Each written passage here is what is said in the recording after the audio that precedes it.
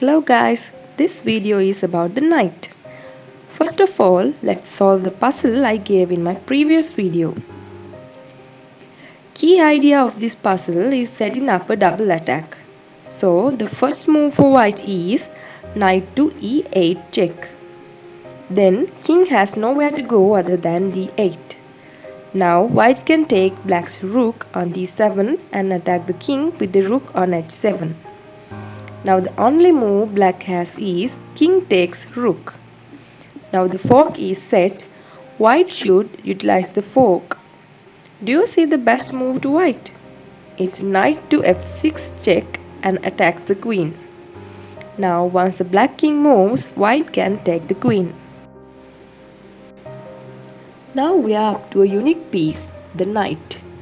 The knight is the only chess piece that can jump over other pieces, but it can't go very far in one leap. It moves in an L pattern, two squares in one direction and one square in another, or step side. So if the knight is here on d5, it can move to these squares, step side or step side. It's also interesting to note that the knight always moves from a light square to a dark square or vice versa. Because of its counterintuitive style, sometimes the knight can be confusing. But don't worry, this video will help you out. One thing you should notice is that the knight on d5 takes 4 moves to get to b7 or f7. Diagonally with one square in between is very far for a knight. So you can be very close to a knight but safe from attack. A knight is very good in a closed game because it can jump over the pieces. We also want to find outpost for the knight. An outpost is a square deep in the enemy camp that an enemy pawn cannot attack. So, the knight in the corner covers 2 squares. The knight in the side covers 4 squares. The knight in the center covers 8 squares. We always want to centralize our knight, and this holds true with most of the chess pieces. Centralized pieces can go right, they can go left, they can go up, they can go down, they can go everywhere. With the knights, my first teacher used to always tell me, a knight on the rim is grim. It's a good way to remember to centralize your knights. Now let's do an exercise. This exercise will be good for training visualization. How many moves will it take the knight to get to d6? Correct answer is 3 moves.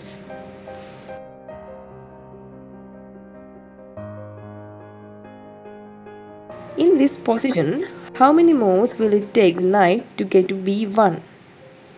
Correct answer is 3 moves. How long will it take the knight to reach the g3 square? Correct answer is 2 moves. The most common weapon of the knight is the fork. Do you see how the white knight can attack all of black's pieces if moved to the appropriate square? Knight c7 check.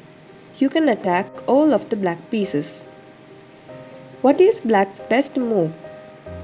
Here we see that black has 2 possible forks. Play the best one. Knight b4 check wins the queen. When deciding between 2 possible forks, always go for the most valuable pieces.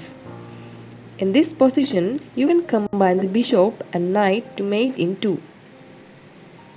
Knight h6 check forces the black king to take refuge on h8 because the white bishop guards the f8 square. Now you have mate in 1. Do you see it? Bishop c3 checkmate. The knight on h6 guards the g8 square. The white king guards h7. And the bishop on c3 delivers the final blow. So here you can see that white uses the bishop, the knight and the king to corral the black king. Coordinating your pieces in this way is essential to attacking chess. Remember the theme of discovered attacks we discussed in our video 7. Don't worry if you can't remember, link for that video is in the description below. Anywhere the white knight moves will open up a discovered check from the white queen on c3. Knights are very good for discoveries. What's your best move?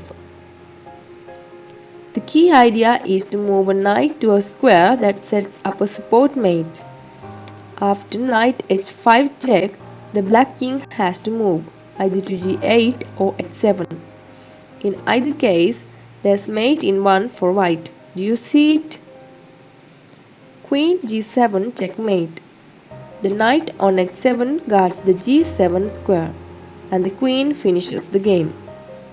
So here you see queen and knight coordinating together.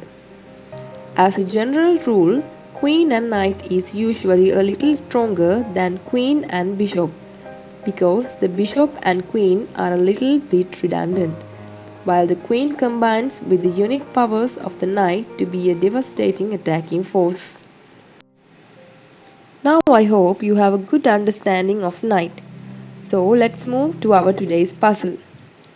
Find the best move for white and comment it below. Subscribe our YouTube channel and like our Facebook page. Thank you.